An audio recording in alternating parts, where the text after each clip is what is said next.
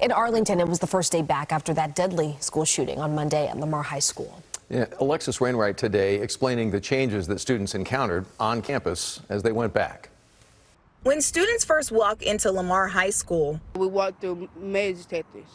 It's two of them, so we gotta go different lines. As they return to campus, they tell CBS News Texas they've noticed different protocols in place. You could see them being wanded and taking certain items out of their backpacks. I knew it was gonna be like a bunch of cops around and stuff like that. They gotta be here to protect us. We spoke to Saeed Ali, who says he's on edge seeing his kids go back to class. It's scary every day. Every day I no sleep, I'm tension, feeling. It's a bad feeling. He has two kids who currently attend Lamar High. We asked him if he feels like his kids are safer with these added security measures. Yes, and all the time police officer is standby there. And then metal detector is the safety to children. This is just 2 days after police say a student shot two other students on campus. 16-year-old Jay Sean Poirier was killed and another student was injured. That was my friend. He was like cool. We used to talk. I got a class with him. So yeah, it was like really sad. But despite an increase in police and security, I don't feel safe. And as students try to wrap their minds around what happened here at school, they say they need more time to process everything. I still don't think it's safe. They should have just let us stay home. Like, that don't make sense. Yes, it is too soon to come back to school. We can tell you we've seen Arlington police throughout the day here on campus, but also at popular places like the Walgreens across the street. We've also been told that counselors were inside available to talk to anyone who may need to. In Arlington, Alexis Wainwright, CBS News, Texas. After 2 shootings now in 2 days locally, still so many unanswered questions. Karen Borda spent some time today talking with Craig Miller. He is a former police chief for Dallas ISD and now runs a security consulting firm for districts all across Texas. Wanted to get his take on this week's campus violence.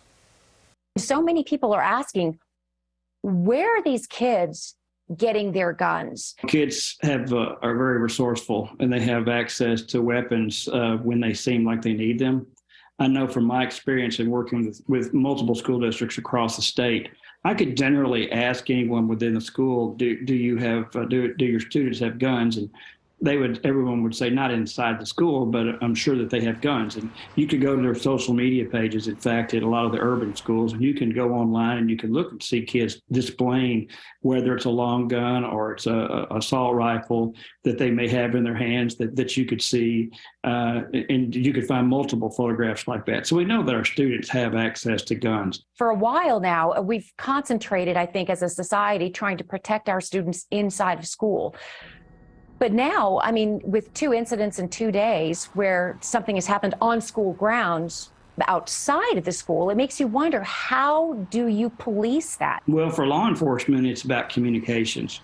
This is where the school administration and law enforcement, whether it's a model like Arlington or whether it's a model like Dallas, where the police officers have to work with the school administration so that everybody understands their role in advance of an incident taking place. When an incident happens and a student's been shot, whether it's outside the school or inside the school, but it's on the school property, law enforcement's going to come in there and they're going to do their job. School administration, in the meantime, is trying to notify parents. They have a different role. And once kids start texting their parents or emailing their parents or calling their parents, it ramps everything up and it escalates everything. They did an excellent job in Arlington with reunification of identifying that other location and having people come there. But it still took longer than what parents wanted it to take because everybody wants to get to their babies when that crisis or perceived crisis is going on. When we were talking about guns at the beginning of our conversation and how they are relatively easy to come by now for these kids, but assuming that they get the guns from home, that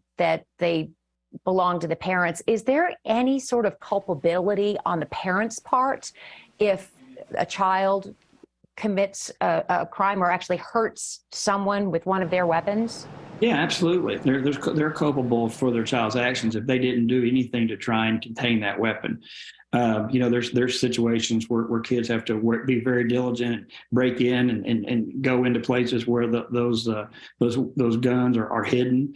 And, the parents have really done as much as they can really do. But there are some situations where if it's a gun that's left out in the open, or it's a gun that's left somewhere where kids can get to it, the parents absolutely have a responsibility.